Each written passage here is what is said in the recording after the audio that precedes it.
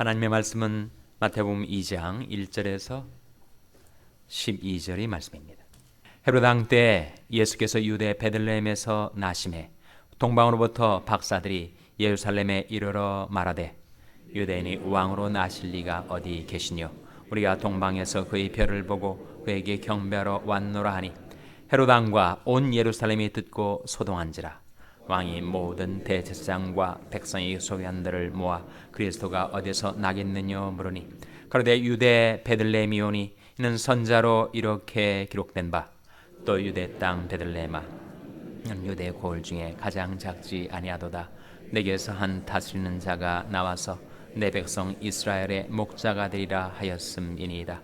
이에 헤롯이 가만히 박사들을 불러 별이 나타난 때를 자세히 묻고 베들레헴으로 보내며 이르되 가서 아기에 대하여 자세히 알아보고 찾거든 내게 구하여 나도 가서 그에게 경배하게 하라. 박사들이 왕의 말을 듣고 갈새 동방에서 보던 그 별이 문득 앞서 인도하여 가다가 아기 있는 곳 위에 머물러 섰는지라. 저희가 별을 보고 가장 크게 기뻐하고 기뻐하더라. 집에 들어가 아기와 그 모친 마리아의 함께 있는 것을 보고 엎드려 아기께 경배하고 보배압을 열어 황금과 유향과 모략을 예물로 드리니라. 꿈에 헤롯에게로 돌아가지 말라 지시하심을 받아 다른 길로 고국에 돌아가니라. 아멘. 할렐루야. 서로에게 평강의 복을 교환한 마음으로 샬롬 인사 나누시기 바랍니다. 샬롬. 오늘은 금요일입니다. 금요 성경 공부가 저녁 7시 반에 이 자리에서 있게 되는데 오늘은 구원론이라는 주제로 하나님 말씀을 공부하게 되겠고 성경 공부에 이어서 금요 찬양 기도회가 열립니다. 함께 오셔서 합심해서 기도하는 시간 가지시기를 바랍니다. 우리 자녀들도 오늘 아와나 프로그램이 저녁 7시 반부터 9시 반까지 2시간 진행이 됩니다. 즐겁게 게임도 하고 액티비티를 하는 가운데 우리 자녀들이 마음속에 하나님의 말씀의 씨가 뿌려져서 아이들이 말씀을 암송하는 가운데 그 신앙의 성장에 갈 수 있도록 학부형들은 자녀들을 보내주시기 바랍니다. 오늘 본 말씀은 동방박사가 아기 예수를 만나서 경배드리는 장면을 우리에게 보여주고 있습니다. 동방박사들이 별을 보고 탄생하신 아기 예수를 찾아왔지만 과연 이스라엘 땅 어디에서 태어날지 몰랐어요. 그래서 먼저 일단 예루살렘에 와서 헤롯 왕에게 자기들이 메시아 오실 메시아에게 경배를 드리러 왔노라라고 통지를 하고 어디에서 과연 예수 그리스도가 나와 탄생할 것인가. 헤롯 왕도 알 수가 없으니까 대제사장들하고 서기관들, 그러니까 율법에 정통한 사람들을 불러서 묻는 겁니다. 과연 메시아가 어디서 탄생할 것인가. 5절 6절에 보시면 이렇게 그들이 대답을 합니다. 5절 6절 말씀 같이 읽습니다. 시작. 가로되 유대 베들레헴 이오니 이는 선자로 이렇게 기록된 바 또 유대 땅 베들레헴아 너는 유대 고을 중에 가장 작지 아니하도다. 내게서 한 다스리는 자가 나와서 내 백성 이스라엘의 목자가 되리라 하였음이니이다. 이 말씀 가운데 헤롯 왕에게 대제사장과 백성의 서기관들이 성경의 근거에서 그리스도가 탄생하실 장소를 지적해 올립니다. 그 장소가 어디라고요? 베들레헴입니다. 베들레헴. 그들이 성경에 대한 정통한 지식을 가졌지만 그 지식을 지금 누구한테 쓰라고 주는 거예요? 헤롯 왕한테. 그 지식이 악용이 되고 있습니다. 하나님께서 우리에게 지식도 주시고 물질도 주시고 또 권세도 주실 때 과연 그것이 무엇을 위해서 쓰여지는가? 용도와 목적이 중요하지 않겠습니까? 우리도 하나님께서 지식을 주시고 또 물질을 주시고 권세를 주실 때가 있는데 아니 나 같은 사람에게 무슨 권세를 주셨단 말인가? 우리에게 주신 일정 분량의 권세가 있습니다. 부모의 권세, 장로의 권세, 집사의 권세, 목사의 권세, 권사의 권세. 직장에서도 내 직위에 걸맞는 일정 분량의 권세를 주셨단 말이에요. 하나님께서 우리에게 지식도 주시고 물질도 주시고 권세도 주셨는데 예수님 탄생 당시 종교 지도자들의 문제는 그들에게 주어진 지식을 지금 오히려 메시아를 해하려 하는 헤롯에게 건네준 것입니다. 그래서 헤롯이 군대를 풀어 베들레헴 지역을 급습을 해가지고 2살 이하의 아이들을 다 살육을 해버려요. 메시아가 탄생했으나 메시아가 그야말로 구사일생 죽을 고비를 넘게 된 것은 그 종교 지도자들이 자기에게 주어진 지식을 잘못 썼기 때문입니다. 과연 그 지식이 누구에게 주어지는가, 건네지는가, 어떤 용도, 어떤 목적, 어떤 동기를 가지고 쓰여지는가는 생각하지 않은 채 그야말로 요즘 말로 하라면 어용학자가 되고 마는 것이죠. 과연 하나님께서는 내게 건강도 주시고 가정도 주시고 물질도 주시고 지식도 주시고 권세도 주셨는데 나는 그것을 무엇을 위해서 쓰고 살아가는가? 어떤 용도, 어떤 방향, 어떤 목적을 위해서 내게 주신 이 선물이 쓰여지고 있는가? 그런 것을 잘 살펴야 되겠죠. 선택해야 됩니다. 잘 결정해야 할 것입니다. 그들이 인용했던 말씀은 미가서 5장 2절의 말씀이에요. 그럼 미가서 5장 2절 말씀이 6절에 이렇게 인용이 됩니다. 또 유대 땅 베들레헴아 너는 유대 고을 중에 가장 작지 아니하도다. 베들레헴은 아주 작은 마을입니다. 그러나 하나님이 보실 때는 작질 않아요. 사람이 보는 것하고 하나님이 보시는 게 다르죠. 세상적인 기준하고 하나님의 기준이 같을 수가 없습니다. 비록 작은 동네 베들레헴이지만 하나님이 보실 때는 결코 작지 않은 세상에 오시는 구세주가 탄생하시는 장소니까. 네, 베들레헴에서 탄생하실 메시아에 대해서 이렇게 말씀은 증거를 합니다. 내게서 한 무엇하는 자가 나온다고요? 다스리는 자가 나온다. 이 다스린다는 것은 철권 통치를 말하는 것이 아니죠. 군림하고 정복하고 권세를 휘두르는 다스림이 아니라 그것은 셰퍼딩, 목자가 양을 인도하듯이 사랑으로 품고 그리고 지도하는 그런 다스림을 말합니다. 그리고 오실 메시아를 뭐라고 이 말씀은 증가하고 있습니까? 목자라고. 그래서 여러분 성경에서 하나님과 하나님의 백성들과의 관계를 목자와 양의 관계로 일관되게 말씀해 주고 있습니다. 시편 28편에 보면 주의 백성을 구원하시며 주의 산업에 복을 주시고 또 저희 목자가 되사 영원토록 드십소서. 드십소서의 의미는 영원토록 우리를 캐리해 달라는 말씀입니다.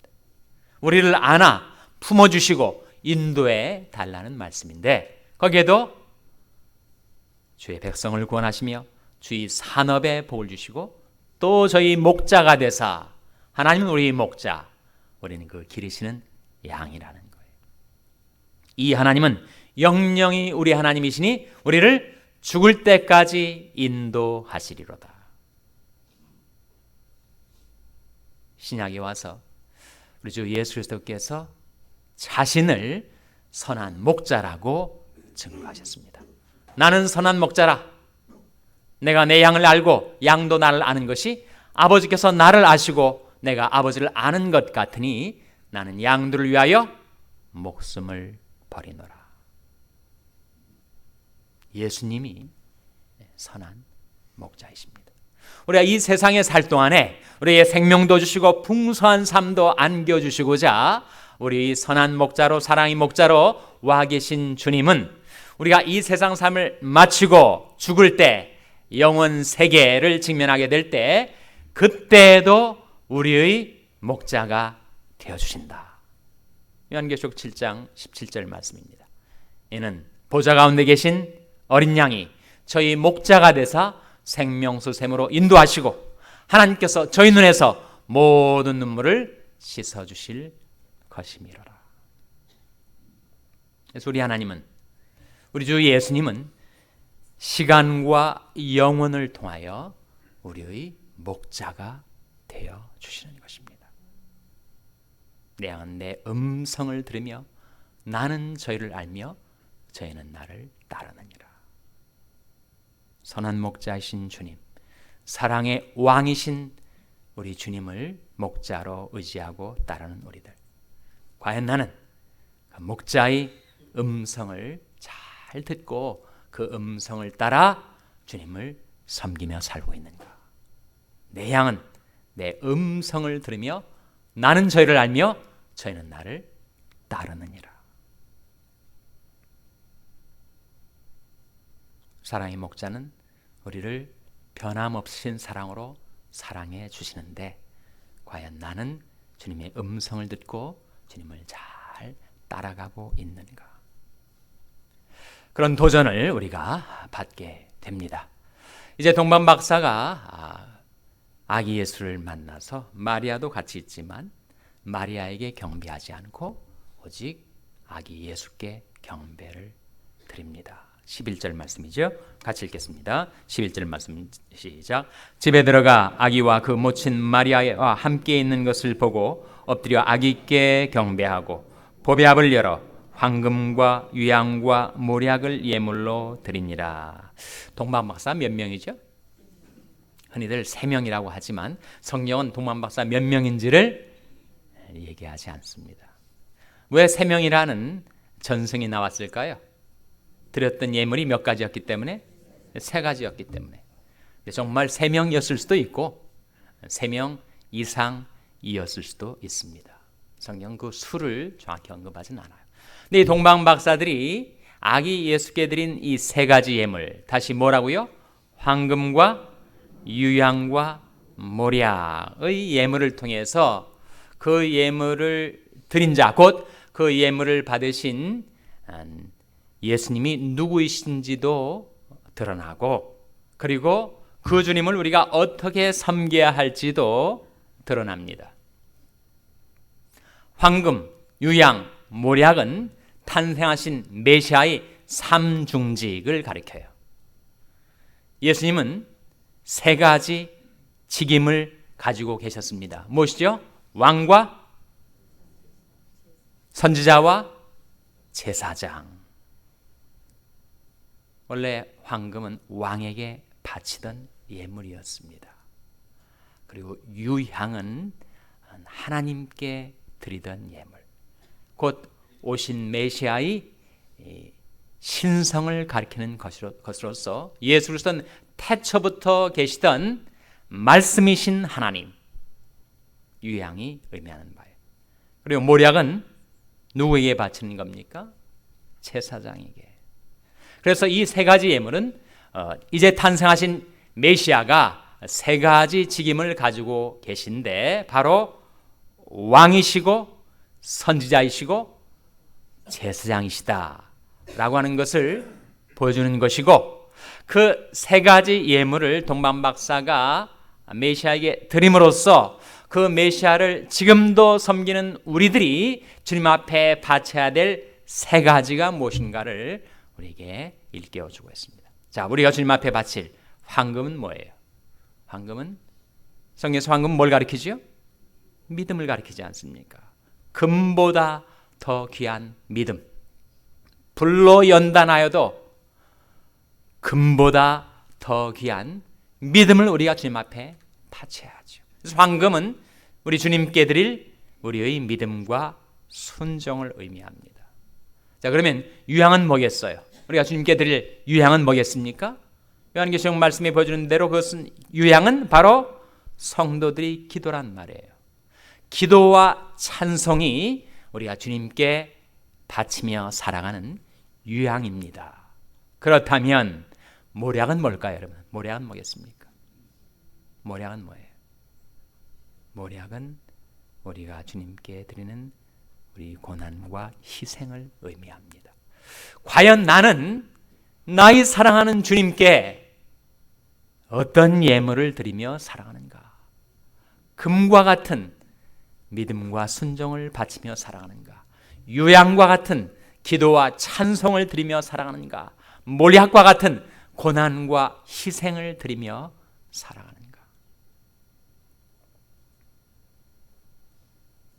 주님은 나를 사랑하시고 나를 위하여 아낌없이 자기를 내어주셨는데 나는 주님께 무엇을 드리며 살아가고 있다는 말인가? 사도 바울은 그렇게 증거를 한 바가 있습니다.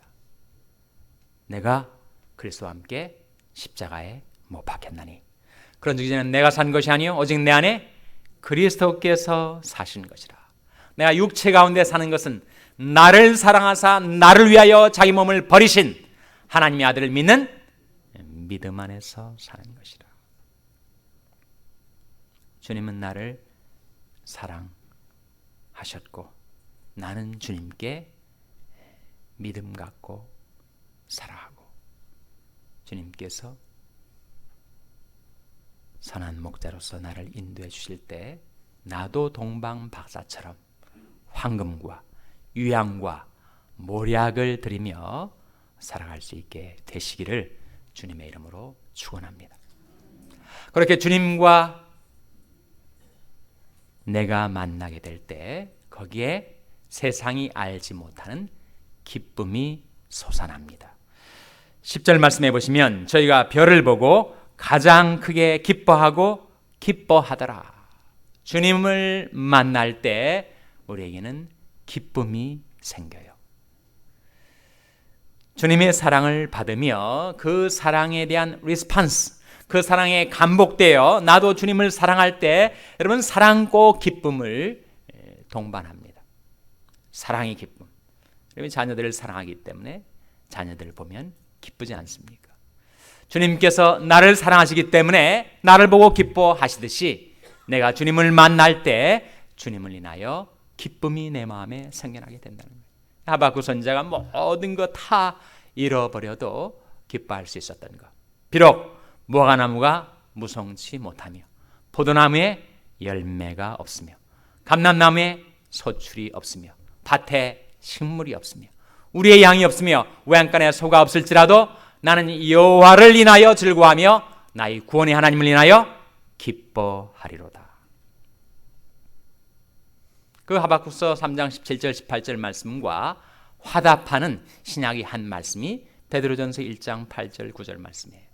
예수를 너희가 보지 못하였으나 사랑하는도다. 이제도 보지 못하나 믿고 말할 수 없는 영광스러운 즐거움으로 기뻐하니 믿음이 결국 곧 영혼의 구원을 받음이라.